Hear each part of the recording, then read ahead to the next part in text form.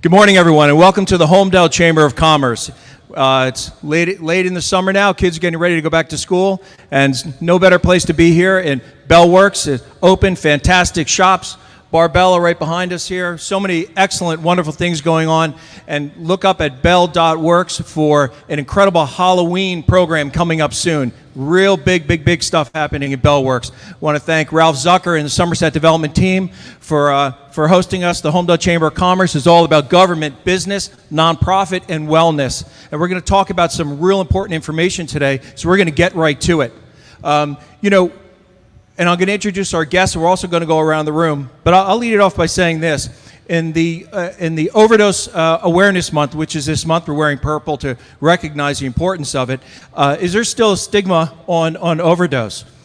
Some folks would say yes, right? Well, I'll ask you a different question. Is there a stigma around murder? Well, that changes the topic a little bit, doesn't it? Well, drug dealing is the new murder, and you're going to hear a little bit about it today. If folks aren't familiar with rainbow fentanyl, you're going to hear about it today. The kids are about to go back to school, right? Well, children, you don't want them to be trying different things as they're growing up. You don't want them to be engaged in different harmful activities, and you do the best you can as parents. Did you know that one pill can kill? You're going to find out a little bit of that today. This isn't the 1970s, the 1980s, 1990s. Fentanyl is murdering our youth through drug dealing, the new murderer. We're going to talk a little bit about that too. Thank you so much for coming to the August meeting of the Holmdel Chamber of Commerce. We're going to talk about information that matters to you and your family, and there's so much to go over. We have with us today fantastic guests. I want to thank Nikki Tierney. Nikki Tierney has been in sustained remission from opioid use disorder for nearly 15 years. She received her Master's of Science in Clinical Mental Health Counseling and is a licensed associate counselor and certified alcohol and drug counselor. She works to spread awareness and reduce the stigma. Phil O'Hara is here, the incredible work from Hazlet's Hope Network. He's a treatment liaison there and part of the inspiration that led to the founding of this nonprofit. Hazlet Hope Network brings hope and recovery to local families suffering from substance use disorders through peer-based intervention, working hand-in-hand with local law enforcement. O'Hara provides hope to those suffering with substance use disorders and their families. His personal story of recovery is incredible and inspiring, and provides hope to those who feel hopeless. And Chris Spallina, we're so thankful that you're here today. Chris is the program manager for Phoenix NJ. This is an organization that fosters a supportive, physically active community for individuals recovering from a substance use disorder and those who choose to live sober. He's been in recovery since 2018 and is dedicated to helping others with substance use disorders to recover and live a healthy life. A nice round of applause for our fantastic guests who are going to help us today to understand more of what's facing our country, that's facing our students and their parents and our community at large. So thank you so much. So with that, we'd like to go around the room so folks can introduce themselves, who you are, where you're from, and so we know what you're doing as well as we continue to network and grow within the Holmdel Chamber of Commerce. Thank you. Hi, good morning, everybody. My name is Howard Stein. I'm the owner of Home Helpers Home Care. I service the greater Monmouth County area. My office is in Freehold, New Jersey.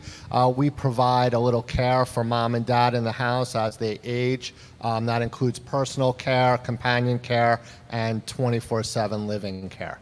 Thank you so much. Welcome. Good morning, Carrie Kuskowski with The Connection. We're a managed IT security service provider in Hazlet, New Jersey. Good morning, I'm Therese Rolke. I'm the Executive Director of the Monmouth Regional Chamber of Commerce. I'm so happy to be here. We honored Jeannie at our Beacon of Excellence Awards last month because she is an amazing ambassador, business ambassador of the year. So I'm very happy. She's an amazing human being, and I love being connected to her. The next big thing that the Chamber is doing is Caring with Karaoke. We're raising funds for the Stephanie Nicole Pars Foundation at Trey in Freehold. Come and take a card. Come and support the organization. You don't have to sing karaoke. You can just be in the audience and cheer everybody on. But it's a fun event, and don't miss it, September 14th. Thanks. Thank you very much. And it's wonderful to have fellow chambers here. We support all the chambers of commerce. They're all so important, and they dovetail with one another. So thank you so much for being here. Hey, good morning, everybody. Happy to be here. I represent Unique Financial Advisors. We are a financial advising fiduciary, free financial advising firm in Holmdel, New Jersey, right across Target. So please stop by for your any advising and planning needs. Thank you. Thank you very much. Sean Golden, Monmouth County Sheriff, representing law enforcement. Thanks. I'm Rob Stoker, longtime Holmdel resident. I made the first ever girls lacrosse headgear. I have 4 daughters. Google it, Rob Stoker, Holmdel girls lacrosse headgear. And I own Bubba Coos Burritos, 2, one in Hazlet, one in Avenel, with more coming.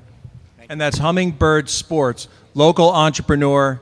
A lot of wonderful stories with Mr. Stoker and his fantastic and athletic family. And thank you for designing that headgear. It's so important.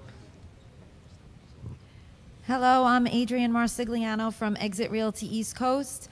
Please call 908-601-3766 and ask Adrienne for any market update. Thank you. And with Asking Adrian, by the way, we're streaming live on Facebook right now, so please like and post and share. Let's spread the word. And if you want to see Adrian's show from last month, she was one of our guests last month, and you can learn what was happening in the local real estate market. So check out back issues, so to speak, at facebook.com/Holmdel Chamber. Good morning. I'm Alex Neal. I'm a certified high performance and mindset coach, and I help women who are unfulfilled with their job despite their success, help them clarify what it is that they truly want so they can make lasting changes and leave a meaningful legacy. Thank you for being here. Hello, my name is Chris Damari. Thanks for having this session today. As a father of 2 in the Holmdel school system, this is a very informative, critical subject, so thank you for that. I own a business in the building, Bell Works, a talent acquisition building business for the technology industry. Most importantly, though, I am running for the Board of Education for Holmdel this year. I'm excited about that, to add some value during this time, and I appreciate setting this up, Terrence. Thank you for being here. And my name is Jeff Mann. I own a small commercial cleaning company based out of Holmdel called Glean Team Commercial Cleaning.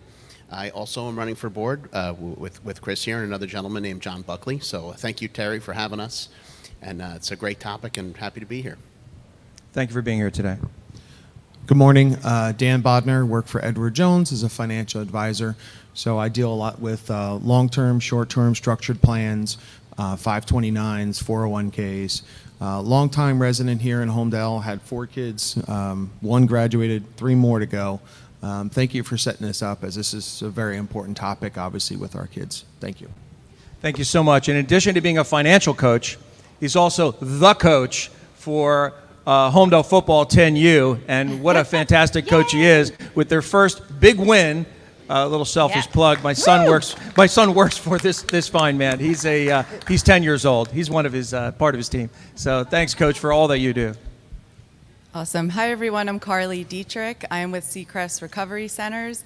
I'm a business development specialist. We help anyone take their first step towards their journey of recovery. I am also with Tigger Stavola Foundation. Tomorrow we have our Overdose Awareness Day walk at 5:30 at our office in Red Bank. So I hope that you can join us as we walk to Marine Park to give hope to those struggling, honor loved ones lost to overdose, and celebrate those living a life of recovery. I do want to thank the Monmouth County Sheriff's Office. We'll be there fully supporting. Thank you so much for that. And thanks, guys, for today. Thank you. Good morning, everyone. I'm Megan Reeves. I work for Recovery Centers of America. We offer a full continuum of care for substance use disorder, from detox all the way down to outpatient. So we have inpatient and outpatient options available. I am their treatment advocate. I cover Monmouth County. And I don't know, these are 3 of my favorite people, so I had to come out and support any way that we can help. Our mission at RCA is to assist 1 million individuals with long-term sustainable recovery. So I'm really happy to be here. Thank you for having me. Thank you for being here. Last but not least, so Doug Levy, I'm the executive director of the Release Recovery Foundation. We're based in New York City, but I live here, here to support Chris. Used to work with him at the Phoenix. So we provide scholarships for people that can't afford treatment, be it substance use, mental illness, anything else like that. So we work with some of these folks, and looking forward to getting to know everybody here. Thank you. I want to give a special shout out to Ming, our from A Shared Universe, our partner in this video podcast every month. Thank you, Ming. You're amazing. My name's Jeannie Wall. I'm the owner of Hometown News LLC, and I publish for Tap Into for Holmdel, Colts Neck, Middletown, Hazlet, Keyport, and I cover a lot of the news in Monmouth County. It's a great way to elevate your business. It's a great platform for community relations, PR, and branding. And I had over 71,000 unique readers in 2021. So it's great to see everybody here. Thank you. Thank you. Thank you so much. And just to recap, the Holmdel Chamber of Commerce meets once a month, typically towards the end of the month. It is 100% volunteer, so folks that are interested in helping, please let us know. But we like to give you excellent content, so you want to come back, network, and some fantastic relationships have formed from the Chamber of Commerce meetings. I call it ripples in the pond. You really don't know where the relationships go and the relationships grow. You know, earlier I equated drug dealers to murderers, and that may seem a little bit bold, and the sad part is it's really not. And I was chatting with Phil O'Hara before we started today, and he had, and we're going to start there because he had some frightening statistics. Because, you know, you think your children are going out into the world and they're on Snapchat and they're doing these different things. They can buy one pill through Snapchat, which, by the way, is happening right now, and it could be candy colored. Boy, it looks really exciting. It's pink or it's light blue or it's whatever different color it is. Maybe it looks like some type of piece of candy. One pill, and instead of having that high life that the drug dealers are offering, they're offering a very dark death. And by the way, where the Narcan may not even be able to overcome the effects of the extremely toxic chemicals that are going into these wonderful, wonderful lives that are being snuffed out by what I call murderers. And I think a lot of folks are calling them murderers now as well. So with that, I'd like to jump right into the folks that really know this industry, and they've experienced things personally, and they could speak to it. Phil, can you share a little bit what you were talking about as far as fentanyl particularly, and the work that you're doing? So absolutely, and thank you. Forgive me for having to look at my phone. I tried to memorize these numbers, but it's just impossible. So there was a report from the state police as far as heroin in the state of New Jersey and the fentanyl tested inside of it. And the increase per year is frightening, right? So 2015, 7% of heroin tested in the state of New Jersey had fentanyl in it. 2016, this is the year that I left and found recovery, 12% of heroin tested. 2017, it jumped to 31%. By 2018, 54%, 2019, 74%, 2020, 91% of heroin tested was fentanyl-based. By 2021, 96% of the heroin tested in the state had fentanyl in it. It's frightening to, I mean, you know, I talked to my father's generation about drugs and what drugs they used, and like a drug I always heard about was like Quaalude, right? It's a drug that was eradicated, we don't have anymore. Our generation's Quaalude is going to be heroin. Heroin is not, it's not here. Like when people say my son is using heroin, no, your child is not using heroin. Your child is using fentanyl. And it's so much more powerful, and there's been such a rise in teen deaths across the country. I mean, we're seeing it weekly. A 13-year-old, a 14-year-old, a 15-year-old, somebody overdoses in a school in Connecticut. Children these aren't people struggling in addiction that are dying of overdose. These are kids that are trying recreational drugs and dying. You know, it's progressed so much faster. And then the other part of it is the analogs, right? I'm not going to pick my phone back up, but I think last year, 18 different fentanyl analogs. So these are synthetic drugs. This is not a plant-based opioid that heroin was. You know, heroin came from poppy seeds. This is chemicals that are coming in from China, from India, being shipped into Mexico, made into fentanyl, and shipped through our southern border and spread throughout our country.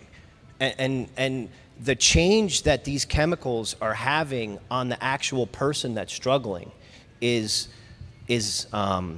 much more mental health, right? So what I'm seeing inside of a facility, I'm seeing, my job is down in Cherry Hill, right? So We get a lot of the Philadelphia drug market, a lot of the Kensington thing. If you guys don't know what Kensington is, watch it on YouTube. It is insane that this is allowed to operate in our country, but is an open air drug market in Philadelphia where basically the police sit on the borders and they just contain everybody. And it's people live on the streets, they're shooting, they're overdosing, they're being Narcaned, and they're mixing xylazine, which is a horse tranquilizer, into this heroin. Into this fentanyl, right? So when you see the videos of people just standing on their feet and they're kind of hunched over, but somehow they're managing to stay up, that is trank dope, right? So we're having people come in to detox. They have to wait 72 hours to be given any type of relief medication because the fentanyl stays in the system so long that they can't be given Suboxone for 72 hours. So we're seeing a lot of people AMA because they can't wait 72 hours for medication, but if we give them the medication, they're going to go into precipitated withdrawal, which is and AMA is? I'm sorry, leave against medical advice. So I apologize if I throw terms out here. Stop me if I do. No, it's fine, because we're also speaking to the parents. Their children are going back to school. They're going to college for the first time. So we're having a hard time keeping people in the detox for the first 72 hours. And then the detoxes are so much rougher because the chemicals are changing that what we're giving them to detox off of isn't working that well, right? So we have to change our detox protocols to make this happen. Then we get them detoxed and there's so much more of a mental health aspect than there's ever been, right? We're having auditory hallucinations. We're having the spike in mental health that we've seen over the last 3 years. It's frightening, and there's not enough mental health res facilities in the state of New Jersey to treat what we're dealing with right now. I mean, I've been screaming at the top of my lungs to every person I know that owns a facility, like, you need a straight mental health, not substance abuse. You need a straight mental health res facility in this state. And unfortunately, in this state, it takes 2 years to get a license passed through the state, right? So when there's a need and people finally say, okay, we need to open up this mental health res, they're going to apply, and it's going to take 2 years for the state to even open this. We waited for 2 years to get our license in Cherry Hill. 2 years. And I know people that have been waiting for 3 to get a license open. It's frightening. And Phil, I know, I think during our prior conversation, I recall, Nikki, there are folks that want help, need help, they're ready for help, and there's no bed.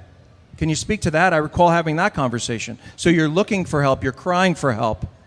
And where is that failure in the state? Where is that failure in the systems? And what could be done to ameliorate that? So according to New Jersey SAMS, which this is stigmatizing language, but this is what it's called, the Substance Abuse Monitoring System, New Jersey SAMS reports that in New Jersey, the entire state has a 60% unmet need. Now, this is for substance use disorder only. According to most statistics, people with substance use disorder have co-occurring disorders, which are mental health disorders, which are kind of the underlying reason we see the substance use disorder at about 80%. From clinically and from personal, it's 99.999. Everyone with substance use disorder is dealing either with past trauma or mental health. In Monmouth County, we're at 80%. And that's for a lot of reasons. I think that we have approached this disorder completely incorrectly, completely against science. We've seen the Seatbelt Initiative. We've seen what we originally called GRID, gay-related immune disorder, turn to AIDS. We've seen us now combat that. We now have medicines that can stop the onset of HIV. But for different reasons, we don't treat substance use disorder like we used to, like other diseases, I'm sorry, and that's killing people. And Phil, I'm so glad you pointed out. So fentanyl is a prescription drug that's used for people with cancer. It has wonderful uses when used correctly. We're not talking about fentanyl. We're talking about, we don't really know. We call it analogs of fentanyl because it has 2 pieces of the same pharmacological makeup, but really, we don't know what it is. It's coming from, we don't even know where, made by someone who isn't a scientist. Even law enforcement sometimes can't prosecute them because, quote unquote, it's not illegal yet. It's not a scheduled drug. We don't even know what's in there. The problem with that is it's highly soluble, which means it crosses the blood-brain barrier so much quicker than a normal narcotic. I'm sure you've seen it's 10,000 times more potent than this drug and that drug. It really is. And so we're also hearing, oh, it's Narcan resistant. There's no such thing as Narcan resistant drugs. The problem is the window before the fentanyl analog impacts the central nervous system is so small, people are dying. And not only is fentanyl more prevalent, they can order it through Snapchat. It's in the pressed pills, and a pressed pill is like a knockoff pill. The DEA says it's 4 out of 10 right now. Like you said, Phil, we have 98% of every bag of heroin tested has fentanyl in there. I think pressed pills are probably closer to 6. But the point being, it's killing people. If you do have Narcan, and I won't mention this, but everybody needs to have it. And right now it comes in 4 milligrams, and they usually send 2 at a time. We're seeing clinically people who get administered at least 24 milligrams, and it's still not reversing the central nervous system impacts. So another study recently said 42% of what I call fatal drug poisonings. I don't use the term overdose, because overdose implies you dosed a little high, you took too much. You said, no, you could be taking nothing. It's a fatal drug poisoning. 42% of people, somebody was there with them. Narcan was only used in 25%. The state just started an amazing program, the Narcan distribution. Anybody can get it. I will speak Holmdel, your Holmdel Alliance. You have a wonderful new coordinator. I'm the coordinator in Hazlet. Municipalities, libraries need to be applying for this. Schools, it better be all of our schools. We have it, and I'm not going to get into any other things, but like you said, Terrence, we compare it to different things. School shootings are horrific. We've put $80,000. We're going to have an armed guard. Wonderful. All for it. What about the mental health? The number one reason children in college die is death by suicide. Where's the guard? Where's the armed guard? They don't have health services on college campuses. To your point, we don't have enough facilities. We don't have enough practitioners. I went 60 credits, so it took about 2.5 years. I have to do 4,500 hours of supervised training before I can be fully licensed. That's a 5-year investment. Honestly, to hardly make minimum wage. And so we don't have enough clinicians either. And to your point, Phil, we don't have enough entities who treat that or clinicians to staff them. So what we're seeing is death. And is that where the Phoenix NJ, is that where you dovetail your efforts to manage these gaps in services that should be provided or need to be bolstered, Chris, in the state? Yeah, I would say that's kind of twofold. So on the aftercare side, when the minimal amount of people that do actually make it to treatment and find funding come out, what do they do after that, right? Maybe there's a follow-up with IOP counseling, maybe there's follow-up with medication, all great. But for me personally, I can say what was the game changer for me was finding a community of people that were doing the right thing, doing healthy things, and trying to stay sober together and having fun doing it. On the other side of that, we're seeing a lot of people who are coming to our programs. Just for those of you that don't know, the Phoenix is a nationwide nonprofit organization. We offer free events like climbing, hiking, biking, CrossFit, yoga, meditation, music, whatever we can think of that's fun, safe, and healthy for anyone that has 48 hours of sobriety. We have people that come as supporters often. This is something that I've seen a lot more recently since the pandemic has waned down, saying, oh, I know somebody that is suffering from substance use disorder. I'm going to come check this out to support. And then 6 months later, they're saying, hey, I haven't had a drink in 6 months since I came there. So I think there's a big piece to be said about the prevention aspect of it. Because we know, like Phil and Nikki said, not a large enough amount of the people that are going to need treatment or seek treatment are going to get it. So I think we have to look at both sides of it. How do we kind of prevent that from happening? And what is the website to the Phoenix? The website to the Phoenix is thephoenix.org, www.thephoenix.org. And if you're watching us on Facebook, you can follow us at the Phoenix, New Jersey on Facebook. Great, thank you. I'd like to talk about a different audience right now. There are folks that are watching or folks that are hearing it that say, that's really great information. That's not my world. That's not my issue. That's not my problem, right? They think. And that's why I want to talk about that audience a little bit. The audience that really think this doesn't concern them. They feel for it. They think that there should be supports, but this doesn't touch me. This is never going to be my problem. Not in my house, not in my family, right? Not an uncommon feeling, especially being protective of your own family or being optimistic. But let's just talk about Monmouth County. As of June 30th, 71 dead. Okay, 71 dead. In New Jersey, as of June 30th, 1,400, nearly 1,500 dead. Do those families also think, this doesn't concern me, it's not my issue? Well, where does it begin? Where does it start? Is it something in an urban street situation? Or is it in a suburban home with maybe some folks who have a little bit extra money to spend?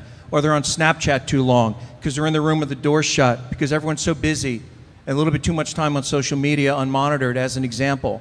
Well, let's talk about a different number, which may be where it starts. And your story, Nikki, started with sports, right? 1.7 nearly million prescriptions written for opioids as of June 30th. 1.7 million. Sheriff, am I close on those numbers? As of June 30th, written for scripts. Myself, I had a knee surgery, had a script written, monitored in 5-day cycles, and it's something that you need to be highly cognizant of so you don't become addicted from something as simple as a knee surgery, right? Or another orthopedic injury. So that audience that they think, let's speak to the folks who very innocently feel this, it's not my issue. Let's talk about that a little bit. So, Terrence, you actually coined the phrase, there's 1,000 Nickies. If I never hear my name again, I will be so happy. I want to be up here as a professional, not, oh, the lady that got better, she fell from grace. But I have to be that person for now. The stigma is killing people. To your point, Terrence, really quick stats, 50% of all mental health disorders, which we know 1 in 4 people have, onset by the age of 14. 75% onset before the age of 23. So take my life, for example. I came from a very nice home. My father was a local business owner. He owned the farm barn in Hazlet, went to very good schools, had everything. When I was 14, I got very ill. I needed stomach surgery and needed life-saving surgery. I was in the ICU for 2 complete weeks. As a child, I always had anxiety of dying. I was always afraid of dying. So I'm laying on this steel table, and back very different, like 80 pounds by myself, and I'm so at peace. I'm so warm. The light is just amazing. But it wasn't, Jesus, welcome to heaven, Nikki. It was the morphine coursing through my veins. The morphine, the anesthesia, finally made my anxiety and my unknown mental illness. We didn't even know about it back then. So lay that over with, I'm an all-state player. I'm in the National Honor Society. I go play not 1 sport, 2 sports at Division II. I'm an academic All-American. I get a full scholarship to law school, graduate at the top of my class. I'm an attorney. I have a beautiful family. I have triplets, a baby, and a raging opioid use disorder and mental illness that I cannot describe. It ends, I overdosed twice. This whole idea of rock bottom is non-existent. What was the difference between the first overdose and the second? Nothing. I'm here today because of happenstance. Then I tried to end my life by suicide, but for me, I had parents, I had a structure around me that we could access the highest levels of care. I had a different experience than people with the barriers. But this is not just my story. This is everybody's story. Something happened, trauma. We didn't get the help we needed. We're not bad people getting good. We're sick people getting well. Since I have had psychiatric care and managed my major depressive disorder and anxiety, right, I'm here today. We work with the Phoenix. I work with Phil. I work with these beautiful women here, Meg, Carly. My life is just amazing. But without that, it didn't work. And again, I find what we did, briefly, Terrence, I did commit crimes or committed acts that were illegal. I took prescription pads, wrote my own, prescriptions, and got in a lot of trouble. I was branded a felon, had to surrender my law license. I have a traumatic brain injury from a seizure. Everybody's raving about paying for college debt. You know who paid for my debt? All of you. I was unemployable. I couldn't find a place to live. My children and I, from an earned income perspective, lived under the poverty level. housing as a quote-unquote felon, you can't live anywhere. Now, again, my parents, okay, let's buy the kids a house. So they bought a house. We got around it. But we were on Medicaid, we were on food stamps, we were on general welfare, and I have a law degree and a master's, and I can't get a job. So in long story short, I did, thankfully with a lot of support, including from law enforcement, the prosecutor's office, we changed some of the laws to get expungement. New Jersey, our favorite blue progressive state that supposedly is on top of everything, we're one of 8 states where disbarment is permanent. The Supreme Court has finally agreed to relook at that. What's being served by what we're doing to people? What's being served by punishing people, by making Monmouth County and police officers respond to issues that are mental health crisis? They're not, we can't love our way out of this. We can't punish our way out of this. We can't buy our way out of this. We can't study our way out of this. We can't have achievements. This is a disorder. It is a neurological disorder, proven, and until we let go of our cognitive distortions that this is somebody else. Nikki's an exception. Nikki's not an exception. My story is everybody's story. A little bit different, of course, but the themes are the same. And so when people ask, can it be your kid? It probably is. We know what kids are doing. It's just a matter, do they have the genetic predisposition and the other factors that are likely to result in substance use disorder? So I cannot explain highly enough, like really quick, marijuana use disorder is 1 in 10. If you use it while your brain is developing, it increases to 1 in 5. If you use high-level THC, you go into automatic psychosis. When I was younger, I'm a little older than you guys, if you had THC in your pot, it was good shit, Now, THC is at 95%. It's very different. These drugs are just not what we knew, and they're literally inducing psychosis immediately, where people are harming themselves, harming others. And again, just to plug the Phoenix, we also need holistic treatment. We need to treat the whole body. Phoenix comes in, they volunteer. For some people, they don't. I never knew what meditation was. What's meditation? I learned it at CPC from the Phoenix. They've been there for years. So and Phil, meeting people where they're at, he goes to the courthouse and says to people, there's another way. And so, and it's so sad because we've othered this problem for too long. Yeah, well, go ahead, Phil. I just want to say something that piggybacks off you directly to the gentlemen that are running for the school board, right? So you heard her say that we punish people and like permanent disbarment. I say this to every school board that I can. We need to look at what we do to our students that get in trouble for having a vape or having THC cartridges. What do? If they're on a sports team, we kick them off the sports team for 30 or 60 days. We take away the one positive thing that they have. Wrestling got me through high school. If you kicked me off the wrestling team for 30 days, I guarantee you I'm going home and I'm doing whatever I did to get kicked off the team times 10, right? We need to look at how we're punishing kids, right? So we catch somebody with a vape, instead of kicking them off, how about we talk to the parents about voluntary testing for the next 30 or 60 days? Right? Because we know that if they pop again in the next 30 or 60 days, when they know that they're being tested, maybe there's something wrong there. This kid can't stop himself. But if it's just a kid being a kid and he goes the next 30, 60, 90 days with no positive test results, then he just made a mistake. And we're not removing a sport from him or whatever extracurricular activity that is. I just had to say that really quick. No, I appreciate Totally it. agree, Phil. No, I appreciate it. And speaking just for myself, my views don't represent the Holmdel Board of Education proper, but speaking individually, I was elected, again, by the voters, thank you, to serve another term on the Board of Education, where I grew up, and I graduated Holmdel schools, went to all the schools, I grew up in town, and I also did 9 years of penance on the Holmdel Township Committee, but that's a different story. I'm really glad that candidates come and they want to learn about this issue because it's so critical. What communities can do, and they do, is sweep it under the carpet. They ignore it. They tell you, no, look away. No, that's not us. They fudge their stats, right? Supposed to have the stats supposed to be accurate. Universities too. Universities are notorious for sweeping this issue under the carpet. This and other issues that are very important, even with the rules that apply.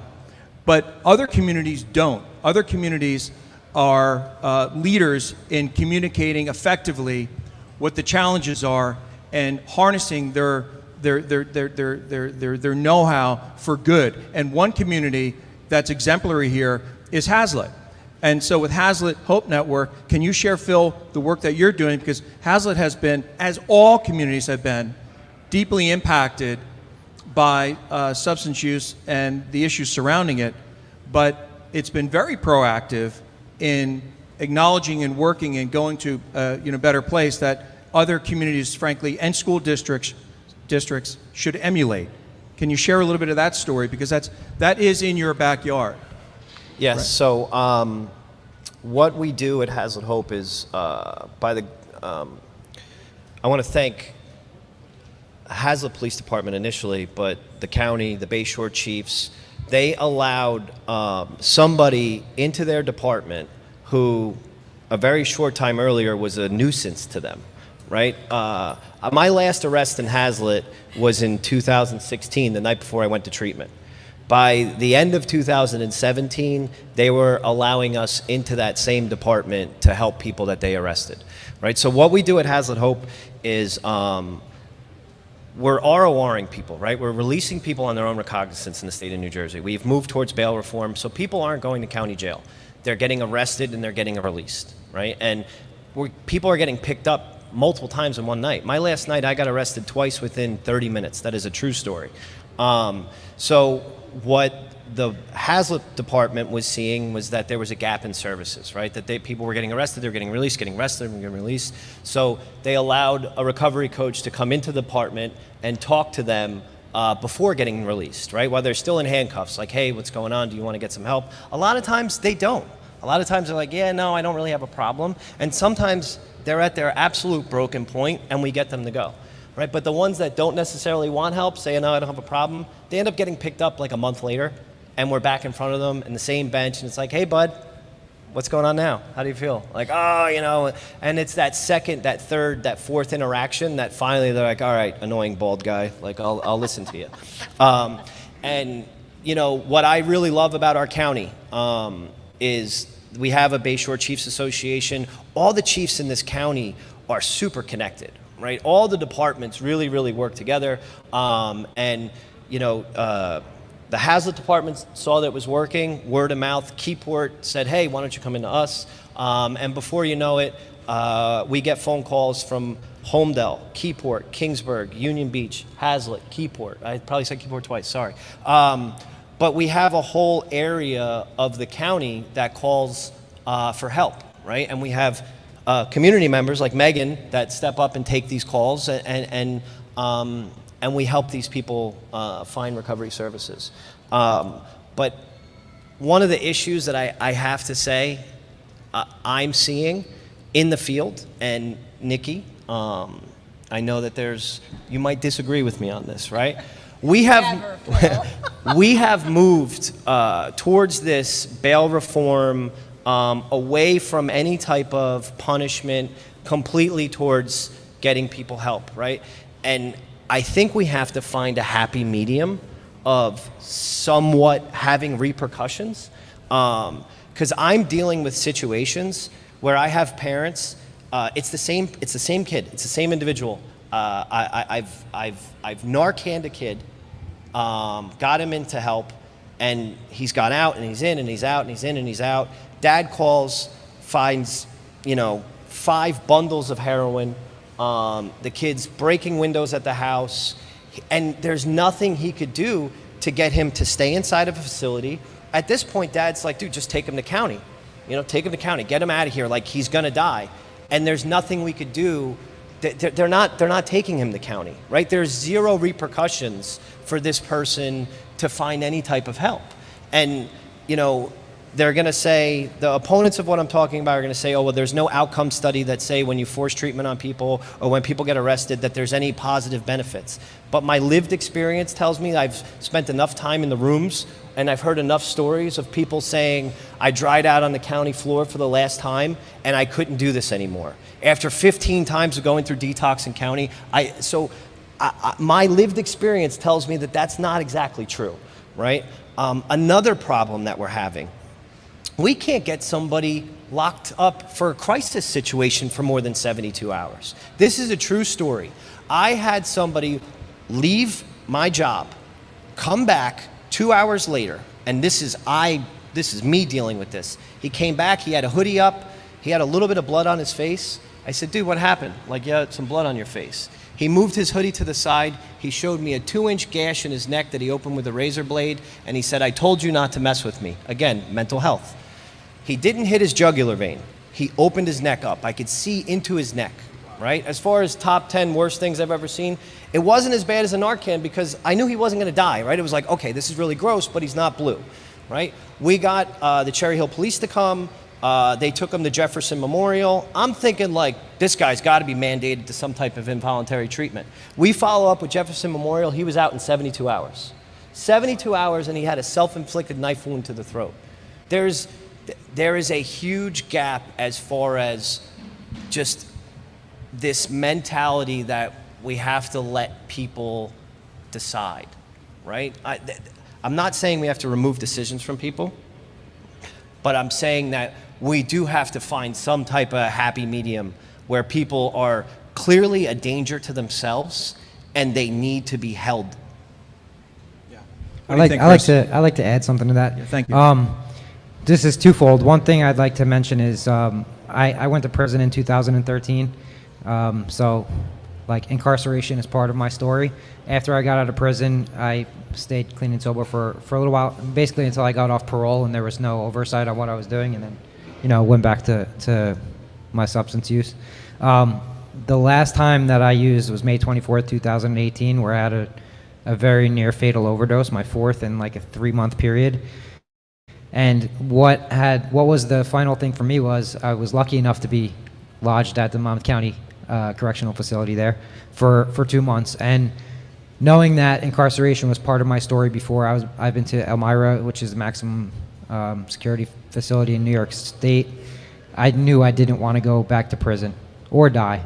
So I knew I was out of options. Had I not been lodged at Monmouth County for 2 months or so, I probably would not have made the decision that I did to finally make the changes necessary in my life.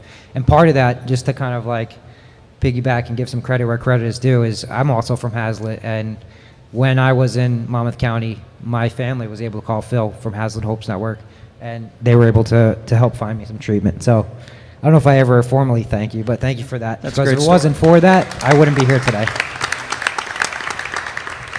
But yeah, to Phil's point, I think there is a happy medium, because me as a privileged white male and having had 10 different narcotics charges over the year, never got more than probation or kind of a slap on the wrist.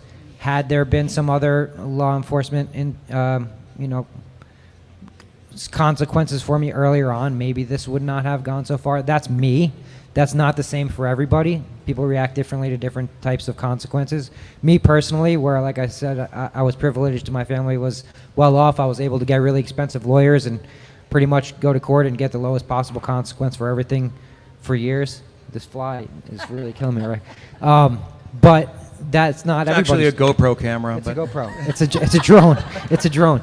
Yeah, I mean, there has to be a happy medium, because some people are going to respond to the consequences like I did to incarceration. Some people are not going to respond so well to it. But I think that having the option to impose consequences when they're necessary, I think is really important. We can't just let everybody go back on the street to do what they were doing without any Thank you help. for that, Chris. Go, Nikki. Sorry, the fly. Okay, and It's McFly. I was a resident of Monmouth County as well. So what it is we have the stages of change in our brain. There's pre-contemplative, contemplative, and active. And in pre-contemplative, you're like you said, Phil, when you go over and you see the person for the first time, they're like, what's the problem? Second interaction may be contemplative, where they say, I'm seeing a little bit of pattern here, but I'm still not ready to do anything. This is where we differ a little, not even differ, because I do believe that there needs to be a healthy balance. But the problem is that punishment serves 4 roles: prevention, restoration, deterrence, and retribution.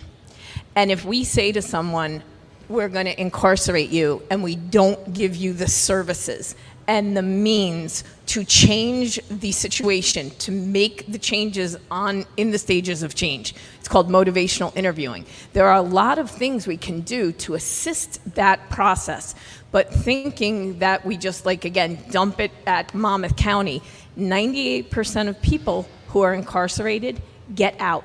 Most of them come out a lot worse than they went in. So, and to your point, Phil, with the mental health, so I work with children in crisis. I work with children, many of them, their crisis stems from family issues. Their dad has substance use, there's violence in the home. I go there and we always respond to the behavior. We respond to the bad behavior. The only reason a child acts out is they have an unmet need. So we have to look at what the unmet need is.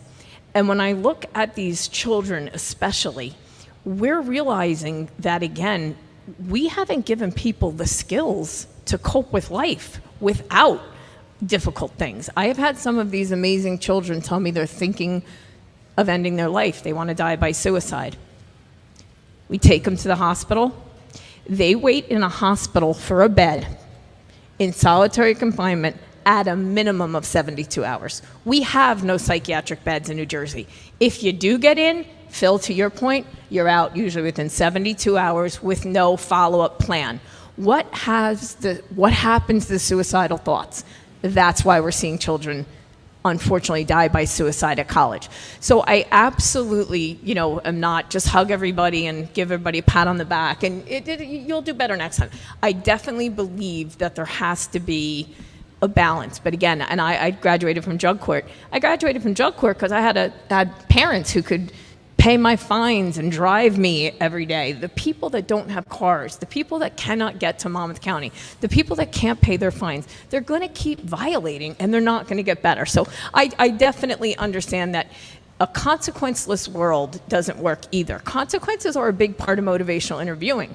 And another thing is justice involved people who are kind of ordered to treatment. We can do what we call planting seeds. But our system is so broken that, again, unfortunately, if I said to all of you, speak in Spanish, speak in Russian, if you don't speak that language, you can't do it. I can't keep smacking you across your head because you don't speak it without giving you the tools to be able to speak it. We can get better. We're proof of that. And I think we've all readily acknowledged we had some advantages that other people don't have.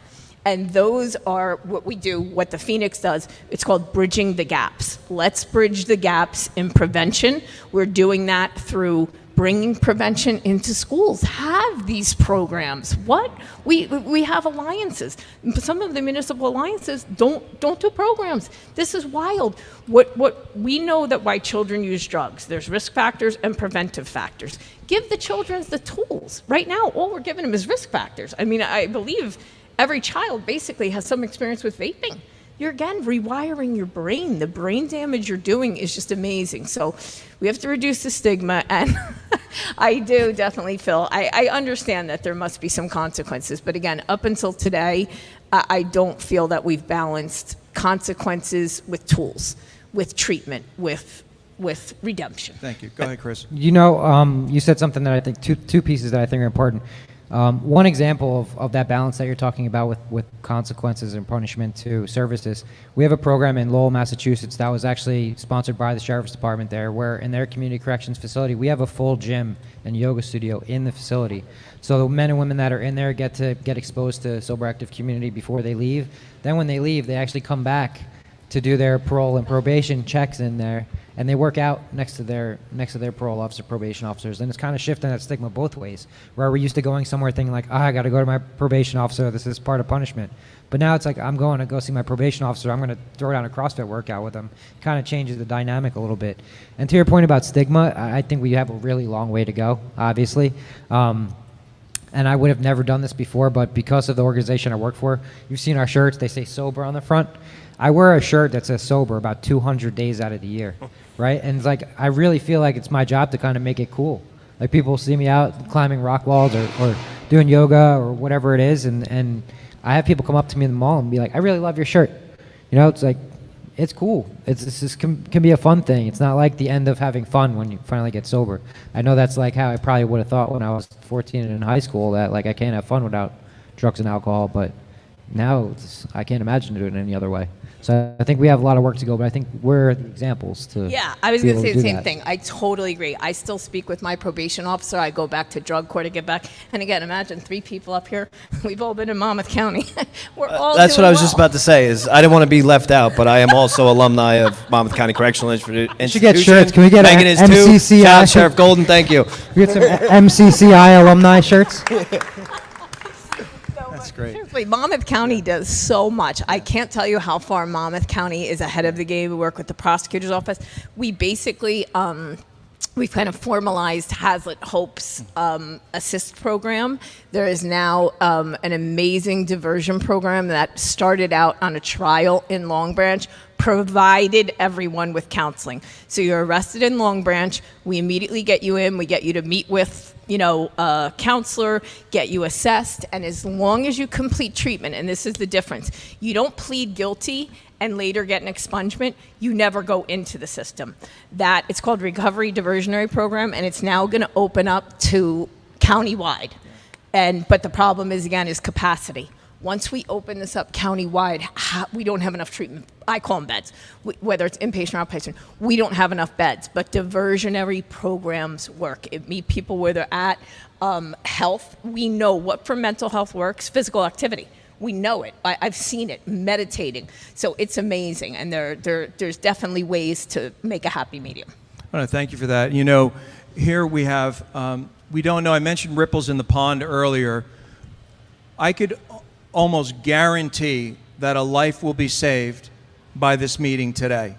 Why? Because there are folks that are here that came to the meeting, that are listening, that are getting information, that may share a Facebook video, that may get a clip of it, that won't come here, that may listen to it or look at it in the quiet of their room because they may feel some shame or something that holds them back. Because in the limited time that we have left, I want by the way, thank you so much for being here. You guys are awesome. Your story is incredible of success, and that you're sharing that success with the folks that are here and the folks that are watching is a testament to all of the incredible hard work that we can't even begin to appreciate. But there are a couple of audiences that I wanted you to speak to for the folks that can watch this and perhaps share a clip of it to an interested party, and those are elected officials, which are commissioners, those are assemblymen and assemblywomen, senators, and very much so school board members, and at the lower level, the closest to the folks, I should say, more appropriately, the township committees, the mayors, the councils, that may have a sense of benign neglect for this kind of issue, or maybe are interested but don't have the proper guidance, or don't know where to start, or have no idea how palpable this issue is in the community. That's one audience. And the other audience, because we have the camera, so for the folks that are impacted, families, friends, students, the individuals that are caught up in the maelstrom of substances right now and don't know where to turn, don't know where to go, and just don't know where to begin. Even though they've watched perhaps this whole video, they don't know where to start. So if you can speak to those two audiences, maybe we could just go, Phil to Chris to Nikki. To one is the young boy or girl. These issues are starting in grade school, folks. 5th grade, 6th grade, 7th grade. It's real. Snapchat, all the social media, TikTok, you name it, it's there. And then also the folks who can make a difference, either legislatively, programmatically, or from a regulatory standpoint. And then before we get into questions, we want to make sure that folks have websites, information, resources from the county and otherwise. But you can, getting it back to those two audiences, one, the folks that are struggling with it right now, who perhaps may have this video shared to them so they can take a look at it from their parent or some other individual friend or somebody who cares about them. What do you share with them, to that person, in the throes of addiction at the moment, or in the throes of this kind of issue, or sitting in the Monmouth County Jail? And then the other audience, the folks who can do something about it starting today, immediately after this meeting, from a legislative standpoint or otherwise, those two audiences. And then we'll open it up to questions, folks, too. Phil? So Thank you. quickly, you had mentioned, what could I say to parents, right? I'll take the parent one. So we locked our kids down, right, for a couple of years, right? And I understand we had to protect a vulnerable population, but we locked down a not vulnerable population and kind of did some damage to this generation, right? So picture this. You're in 5th grade, lockdown happens, right? So you missed all of 6th grade, you come back part-time 7th grade, and then you're an 8th grader. Does anyone remember the jump from 5th grade to 6th grade in middle school? You were with 6th, 7th, and 8th graders, so you kind of like acted a little more mature, like, all right, I'm not going to play my Pokemon this year, like I'm going to pretend like I'm like, you know, whatever, right? So they missed that jump socially where I have to act right, you know? And now I go into schools with a program called Steered Straight, and what I'm seeing now is the effects of that. So we have 8th graders that are really like 5th graders, right? They did not emotionally mature over that time gap. Same thing in high schools, right? So we're seeing kids that are a lot more high risk, right? A couple of years ago, the overdose numbers dropped by like 1%, and everyone was celebrating it. Everyone couldn't wait to make a Facebook post about like, oh, we're making a dent in the numbers. And I said it at that time in the schools, like, don't celebrate because it's going to get worse. And then what had happened? It went from 70 to 100,000, right? Yeah. It is going to get worse. It's going to get worse because what we just did to this population of children socially, right? So mental health is through the roof with them. And then vaping has exploded in our middle schools and our high schools. So now we have 50% of middle schoolers vaping concentrated nicotine salts, right? Which is the most addictive substance we have. So we're priming their brains for addiction. So you get a 13-year-old kid addicted to nicotine now. What are they going to be addicted to by the time they're 23?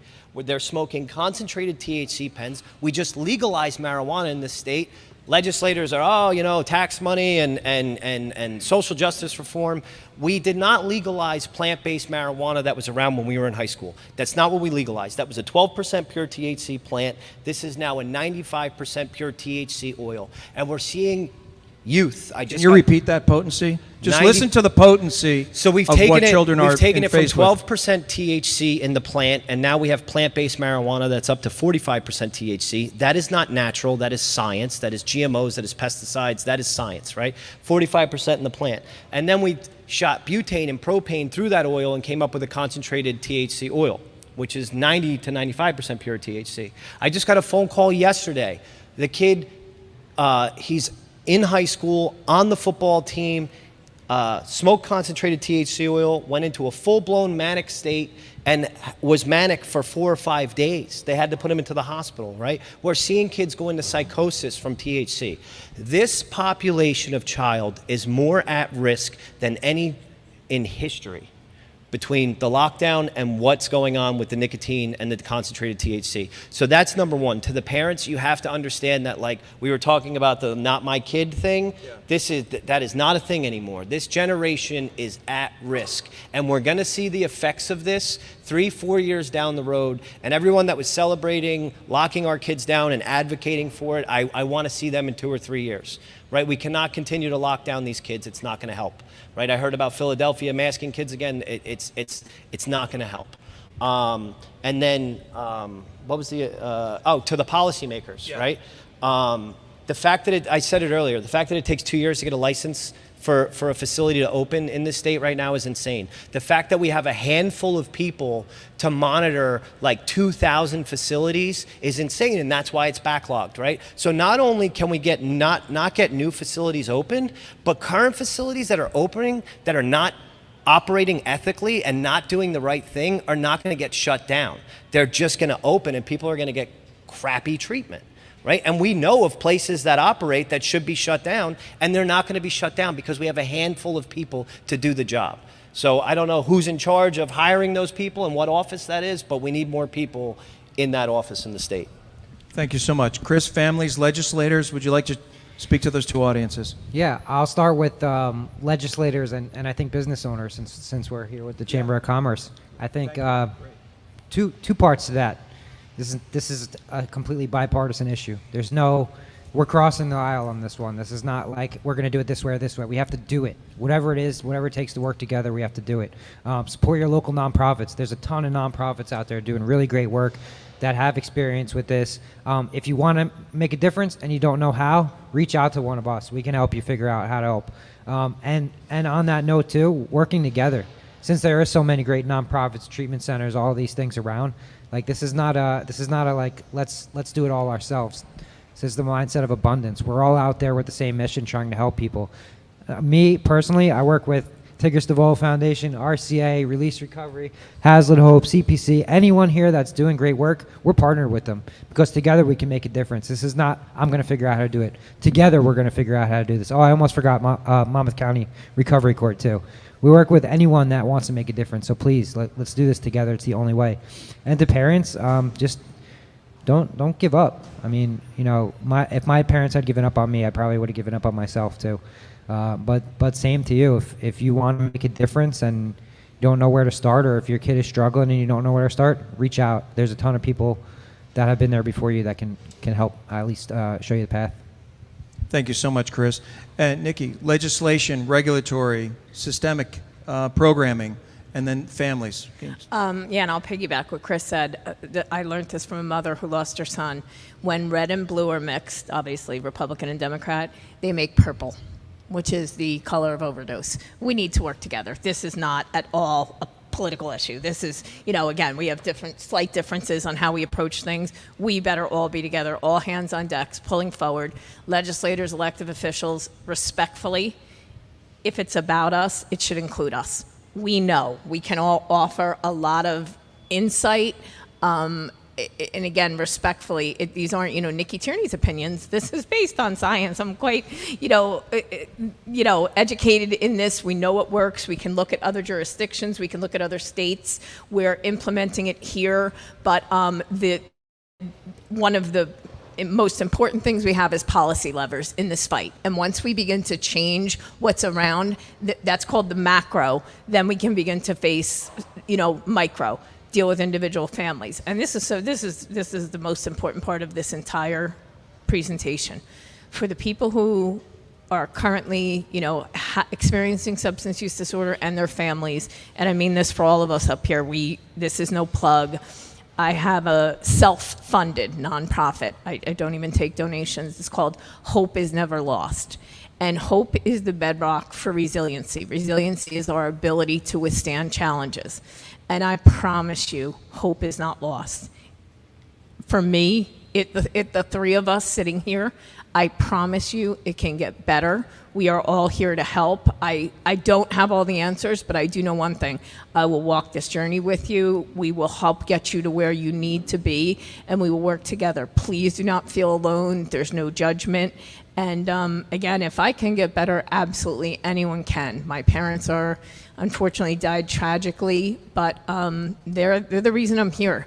So for the families, keep yourself well, stay close to your loved ones, and please know you're not alone, because I promise you, hope is never lost. And I just give it 732-687-9796, not as a clinician, that's as a person. There's no, ulterior motive here. That's as a person trying to walk with another person. Thank you, Nikki. And if you can give two things. One, if there's some event or something, a particular big coming up that you want to share, and also, again, how do folks reach you? And then similarly for Chris and also Phil, if we can, before we open it up for questions, again, just how do folks reach you? And if there's any particular event or something of big happening that you want folks to know about as a... Well, we have the Overdose Walk tomorrow with the Tigger Foundation, which is huge, 5:30 in Red Bank. And then what all I do is try to change policy. And one of the most important things I'm doing right now with Senator Gopal's office, Monmouth County prosecutor, we want to change all statutes, rules, and entity names in New Jersey to be non-stigmatizing. I promise you this, I never abused an opioid. Opioids abused me. We need to stop calling people drug abusers, addicts, pejorative, horrible, dehumanizing words. The DSM has moved from dependence and addiction to what we call substance use disorder. We have legal terms now that need to be incorporated into our laws. entity names, National Institute on Drug Abuse. That's horrible. Drug abuse, first of all, inanimate things can't be abused. Second of all, there's always a differential of power. I promise you, there's no differential power of me and the substance that I used. So Senator Gopal has been wonderful. I will definitely make that information public, but we have a lot of change to make, but making the change in the vernacular, it's not wokeism, it's not semantics, I promise.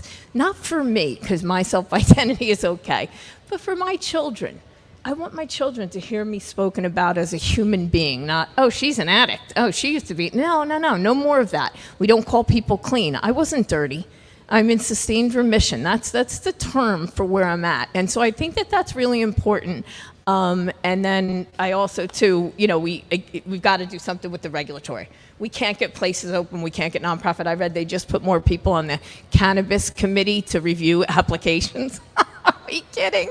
Like, I can't get a license. Like, we have certain phrases. It takes 2 years just to take the test to be licensed. So anyway, I could go on and on, but yeah. Thank you so much, Nikki. And you're very much a human being and a hero to so many. So thank you so much for being here.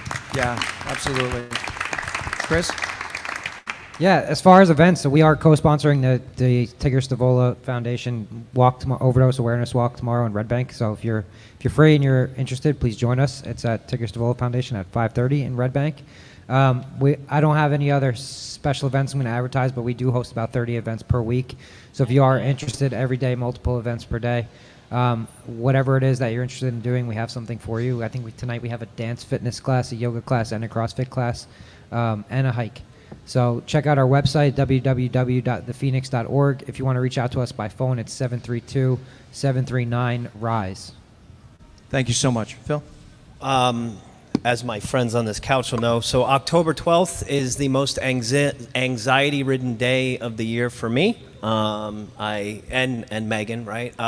We have our Hazlet Hope award dinner and gala. Again, it causes mass anxiety in my life because I don't do the public thing well. But I push through it because what comes out of that night is a lot of scholarships are donated from our partner facilities like RCA, like Seacrest, that completely support Hazlet Hope, right? So Hazlet Hope is not grant funded, we're not county funded. It is strictly off private donations and the facilities that show up and donate scholarships. So October 12th in Hazlet, we have our awards dinner, and if you're around, please, we'd love to have you out. Thank you. Thank you very much, Phil. And we're going to open up to questions, and I just wanted to start, if I may. We're fortunate to have a leader here who has kept the county on the cutting edge of law enforcement, tech, and delivery of law enforcement and public safety services for many, many, many years. And I want to both thank Sheriff Sean Golden for being here, and if you would share a couple words of what the county is endeavoring to do to wrap up to kind of pivot, but to share all the good work that's happening there, and thank you for being here. And then we'll open it up to questions. And the guests will be here after the meeting concludes in a few minutes. Thank you. Sheriff, thank you. So good morning, everyone, and thanks again for the opportunity just to speak. I came here only to listen when she sent me the panel, and I said I got to be there just to listen because it really happens at the ground level. You know, the county, we can support efforts, and we do a lot of things, and there are a lot of gaps that need to be filled. But I just wanted to come here, Chris and Nikki, and of course Phil at Hazlet Hope, who I remember sitting in my office with your mom. And it seems so long ago now, but the journey has been tremendous for what you do for law enforcement, and I mean that. And there are gaps around the county in that very program. You know that, we know that. We have diversionary gaps. We have that luckily up in the Bay Shore with towns, and we have it over in Howell and some other towns, but it is a gap. And you know, on the county level, we launched the Hope heroin opioid prevention education truck called Hope One. It's something I did years ago, still out there. Today we're at ShopRite in the afternoon, and so the Sakers have been really good partners for us to impact family members and those afflicted with substance use disorder in their communities. And so we're in the ShopRites, and we're in with New Jersey Transit, the bus terminals, the ferry terminals, and we'll continue that program. But that program is only as good as referral services and bed services, and certainly we see that gap of over 80% in there. I will mention another gap that I feel really passionate about. I've mentioned this to the senators and the legislators, particularly from a law enforcement level. And I know we mentioned suicide attempts and mental health, all very important. The fact is, law enforcement did over 570 Narcan deployments last year in Monmouth County. When we deploy Narcan in a person's house, there is no recourse for that person. In other words, they can AMA and refuse medical attention, and nothing, there's no type of intervention. This is a gap at the first responder level. We've asked our law enforcement to respond to these residences for a potential overdose, deploy Narcan. In my hometown, we have one person, 13 Narcan deployments, 13 different incidents in a resident, all for a refusal of medical attention, right? So rewind a little bit. You mentioned the 72-hour factor, and that is true. If you are that same person that dials 911 into my center and you threaten that you are going to commit suicide and you're going to kill itself, it automatically prompts a mental health response to that resident. And law enforcement, through the instruction of those mental health providers, will either you can voluntarily go or you can involuntarily go. At least it gives you an opportunity of 72 hours. We don't have that on the street level for those overdose calls and those Narcan deployments. So that is an immediate gap for me as sheriff and for law enforcement around the county. It needs to be filled. I don't want to take up a lot of time, but I'm tremendously proud, and I know all of you have visited our correctional facility. I do pride our correctional facility on a couple things with regard to this particular topic. One, we were the first in the state of New Jersey to do medically assisted treatment, a MAP program, and we continue to do that and fight for those funds in the facility. Two, we were the first facility to have a interdiction program right to Jim McGreevey, Governor McGreevey's place for New Jersey Reentry Corp. So there are a number of things that we are doing in the correctional facility. I can go on about it.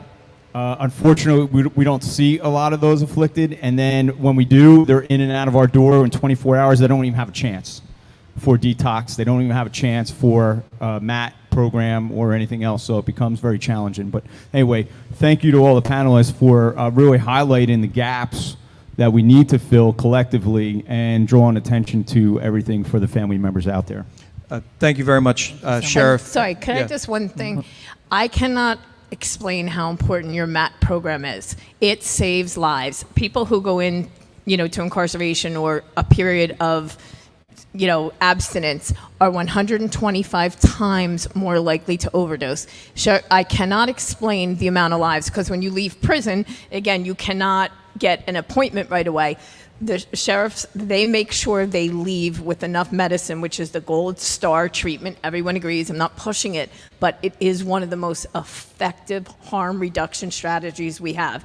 And I can never thank the sheriff's office enough, as well as the crisis intervention training. Monmouth County has brought that, and it's just, we have partnered so nicely. So I cannot explain that MAT program is just amazing. So thank you so much for that. Thank you very much, Nikki. And so you're hearing from the county, of course, there's a continuum of enforcement, but what you're also hearing is that there is a continuum of care and partnership with the community, the families in the county, which is extremely important. Many folks may not be quite aware of the continuum of care for their families. So, and by the way, a shout out to corporate. We're in Bell Works.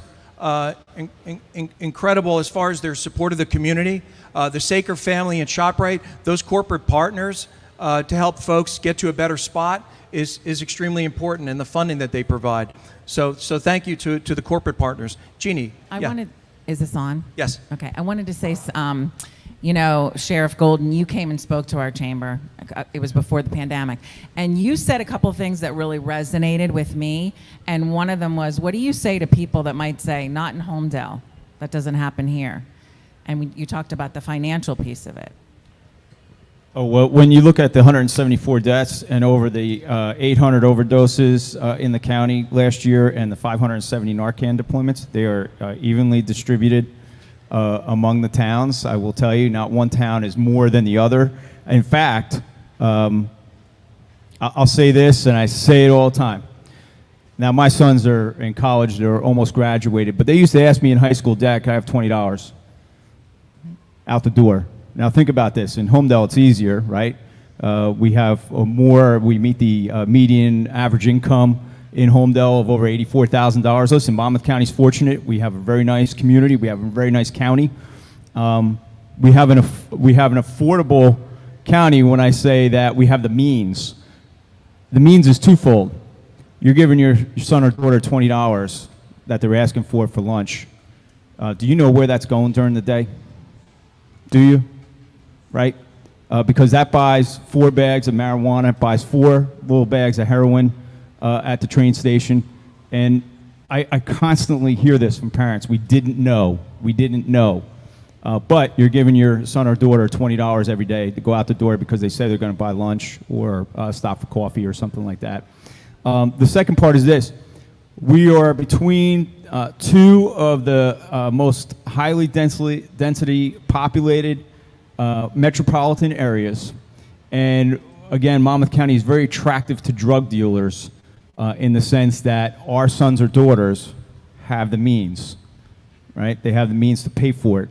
And I know that's a hard message for family members and particularly parents out there, but they have the means to pay for it. You provided the means for them to pay for it. And they are targets between the 2 most heavily drug dealing metropolitan areas in the country. So it's something that you should be on guard at all times. Thank you, Sheriff. Thank you. Questions? Got questions? Mr. Damari, Mr. Mann. Thank you. That was great. Thank you very much. I appreciate you bringing up the Board of Ed, and I'm definitely a concerned parent. I have a 2nd grader and a 6th grader, and you touched me there talking about how there was a 2-year loss there of children not in school. We talk about the #1 suicide in college, so it's making me think of what are we doing for mental health to prepare children. There's so many things we do to prepare kids for college, but how are we mentally preparing them? And for somebody who's running for the Board of Ed, this is something that I put a focus on. So this was a great educational experience. What I want to learn from you, and we could certainly talk more offline, is what are schools doing in Monmouth County for children at this middle level that go into high school to prepare them mentally? And also, how are schools roping in the parents, as Sheriff Golden mentioned, to spread more awareness to parents, getting more involved locally over the last year. I do see that we need to find ways to encourage the parents to get more involved. And I'd just like to learn more about what you're seeing the schools do, or how the Board of Ed could assist in this, and also where we're lacking. This is a Nikki question. Thank you. And I hate to be negative. I feel the schools are not, they're not doing anything. We are compensating for the learning loss, and we're not compensating that, again, a child cannot learn if a child is not well. We have grant-funded programs that come in. It costs nothing. They're evidence-based. They'll work with you, but what we need is the time. So this is just an example. Prevention Coalition of Monmouth County has an athletes and opioids program. They will come in. It's evidence-based. They'll present.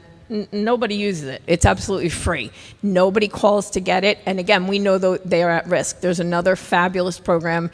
It's called Youth Mental Health First Aid Training. And we are beginning to, through Mental Health Association of Monmouth County, train people how to assess and link students. Because when I think about it, who was closest with my kids at times? Their teachers. Their teachers spent hours with them. And I have triplets, and it was always amazing to see the individuality that it took. But something like mental health first aid, there is a law pending, as a matter of fact, to have it part of professional development, 8 hours. But that, again, is an evidence-based program through the Council on Mental Wellness, and it's offered, and you can train all your teachers, all the administrators, so the people who are with the children understand what it looks like. How do you have the conversation? I'm a clinician, I do this all the time. Asking a child if they're thinking of ending their life is the most difficult question.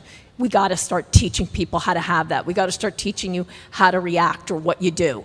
So I feel that if we have a commitment to mental health, which again, substance use disorder is just kind of a subset of, it will change. But for example, student assistant counselors are supposed to have a ratio of 250 students per student. Monmouth County is at like 800, 900, sometimes 1,000. We've got to invest in this. And some of it costs money, some of it doesn't. But I think collectively, we have to see the value of investing in mental wellness. SAT classes, I know what I spent. How many of our kids are in therapy? How many children each year go to wellness groups? So, you know, we've seen a lot of success in the peer-based models, right? You know, I'm not a clinician, right? I'm just somebody who recovered, and I go into a police department and I talk to other people, and I have a good effect on them, right? I would like to start seeing us train students to be peers, peer support systems. We have, like, you know, Students Against Drunk Driving. We have these different art clubs, music clubs. You know, I would love to see some type of peer-based training for our students to be there for other students. I'm sure that there's some legal hurdles to jump through as far as, you know, mandated reporters and stuff like that, you know, because I mentioned this to some SAC counselors and they were very much like, whoa, whoa, whoa, you know, all of our students talk to us. And I said, no, the students that talk to you, talk to you. The students like me don't say a word to you. You know what I mean? So, I don't know how to do it, right? There is a solution that I have, but I don't know exactly how to implement it. But I would love to see some sort of peer-based system for students to help other students. Thanks, Phil. Mr. Mann? Yeah, before Phil, what's the phone number for Hazlet Hope? Because someone said it wasn't mentioned. I just want to make sure it gets on the program. Yes, 732-739-7717. It's 732-739-7717. Hazlet's Hope Network.site. Also, you could visit us there. But that crisis line. That's a 24-hour crisis line. It's a 24-hour line. You know, it is picked up by individuals, right? Sometimes it's 3:30 in the morning. The person doesn't wake up, right, to answer the phone at 3:30 in the morning. But if that is the case, you will get a phone call at 7 a.m., you know. But and one other thing I wanted to mention, because not in my, this isn't my problem, this is not in my community. Correct me if I'm wrong.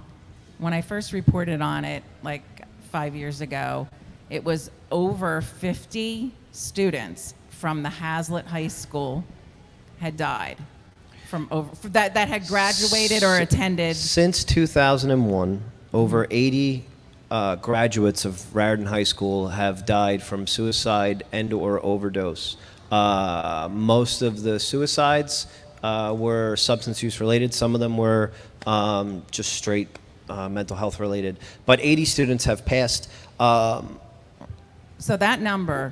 Hold on. Yeah, go ahead. Sorry. 9 students, actually no, I'm sorry, a 10th just passed from my graduating class. So I graduated in 2005. 10 students out of 180, 10 have passed of overdoses, no suicides, overdoses. Right, and I know 4 just by being acquainted with families whose children attended Holmdel, graduated from Holmdel, whose children are no longer with us.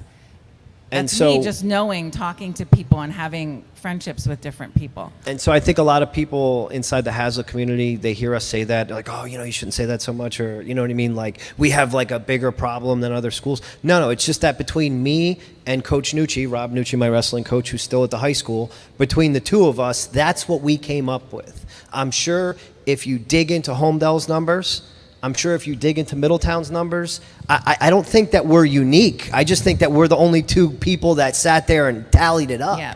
You know what I mean? We have to talk about it. So if you think it's not in your backyard, you're not spending enough time outside. Yeah. Right? Correct.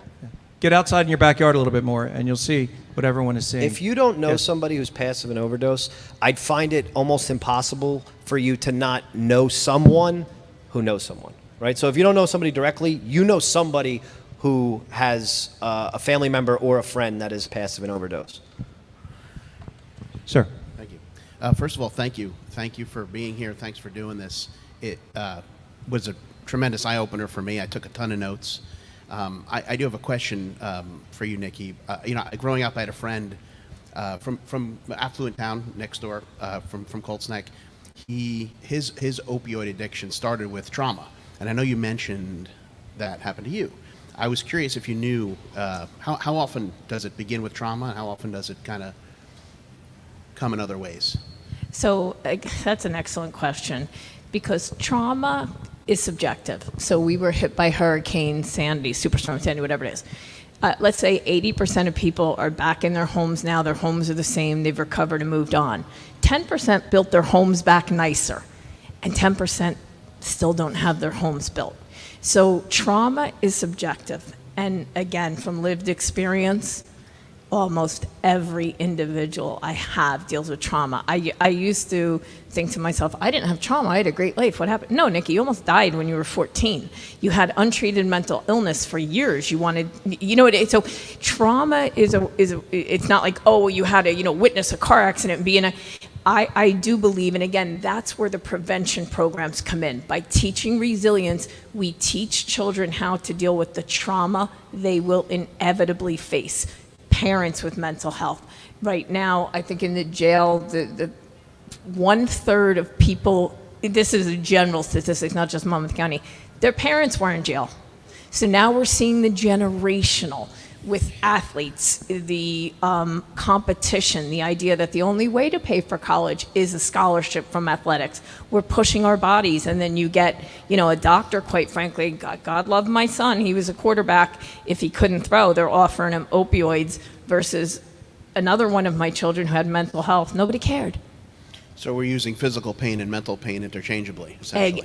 And the pill, your brain, my brain, Right. doesn't know the difference. What's the pill there for? Right. And so, Thank you. it's Yeah. prevention is the key. Thank you. Thank you. Thank you. Any other questions? Go ahead. I just wanted to touch on what multiple layers of trauma, right? I think everyone, like Nikki said, hears trauma and thinks of like a car accident, right? But when you're actually dealing with certain things, you don't want to admit that what you're dealing with is trauma, because I wasn't raped, right? I didn't witness somebody get murdered.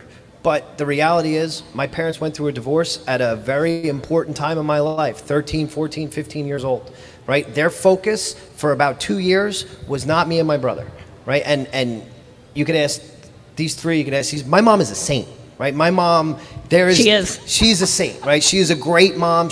But it doesn't change the fact that for 2 years, she was going through a divorce with her husband, and it's just, the poor woman was going through something, right? And that was trauma for me and my brother, right? The fact that our Christmas has changed, and it's not, like I said, it's not a car accident, it's not rape, but to a 13-year-old kid, it changed something inside of us. And then as a 19, 20, 21-year-old kid that was struggling, we didn't want to admit that what happened at 13 had any type of effect on us, especially the guilt of me thinking that maybe my mom would feel like she was responsible for any of this, because you know what I'm saying? So trauma could really be anything, real or imagined. Yeah, exactly. They're called ACEs. It's called Adverse Childhood Experience. And if we do your ACEs score, I think everyone would shudder with what you've been through. And real or imagined is a huge point. That's what I just want to jump on, right? So my sponsor was actually, I hit the lottery on sponsors. He's a psychotherapist. He's great, right? So I get free therapy and sponsorship. The first time I met him, he kept talking about real or imagined trauma, real or imagined trauma. And he kept repeating it. And I say that to you guys because a lot of things happen to people, but we compound it in our heads and turn it into something that is way more than it actually was, right? And then it becomes a whole different thing. But it's real, because just over the course of the addiction or whatever it is, we have, so I have a specific thing that happened between me and my dad. I got into a fight with a group of kids. It happened to be that this one kid was involved with, this is super personal, right? Was involved with the woman that my dad had left my mom for, right? And it was a 5-on-1 fight. I got the crap kicked out of me, But for 5 or 6 years, I blamed my father for that fight. The reality is, I ran my mouth at the St. John Vianney football game to the wrong kid, and 5 of his friends showed up at my house and beat me up. And one of them happened to be the son of it had nothing to do with one or another. But I was mad at my dad for 5 years until I got clarity and looked at the situation. And if I didn't run my mouth that night, those kids wouldn't have shown up at my house, right? That's real or imagined trauma. I imagined something that had nothing to do with what actually happened. But it was real to me. Thank you, Phil. Let's take one more question, and our guests will be here afterwards as well if you have other questions. Please, thank you. Hi. I just wanted to thank everybody for being here and all the other organizations. I have been in Alcoholics Anonymous for a little over 6.5 years, and I don't even know. I'm shocked at the numbers everybody was saying up here. It's scary. I'm shaking. The Snapchat, or what is it called? I'm not on that. I had no idea you could buy pills off that.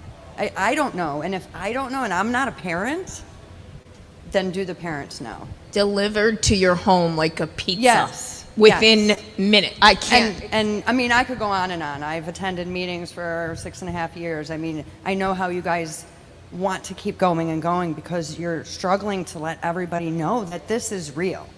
And you know, my father passed away 22 years ago of alcoholism, and while over his deathbed, I forget how old I was, maybe 30, I went out I went out while he was on his deathbed to go party and get drunk because I wasn't an alcoholic. Turns out I am. And like the sheriff said, do you really know what you're giving your children $20 for? I've heard the stories. We've heard a lot of stories, right, guys? But it was for lunch. No, it's not. It's not. I'm getting chills. You know, and what stresses me out more is that with how many people your tap into is reaching, you've mentioned the households, there's not more people here. There's not more families, more parents. You think you know it. You don't know. Don't read, talk to these organizations. Just call and talk. If you don't have the problem in your life right now, they'll answer questions. I'm seeing this sign. I'm seeing this. Just ask the question. It doesn't mean that you're going to get, you know, people are going to shy you away or something. You know, I'm out in the open, obviously, with my sobriety. I'm proud. And these people helped me do it. That's all I have. Well, I want to thank everyone so much. I want to thank Nikki Turney, Phil O'Hara, and Chris Spallina, and everyone who's on a journey of this sort and in protecting their families. And Sheriff, thank you very much for coming. On behalf of the Holmdel Chamber of Commerce, Terrence Wall, thank you so much. Enjoy the rest of your summer, and let's start off September and that school year for all those wonderful children nice and strong. Thank you very much, folks. Have a great day. Thank you.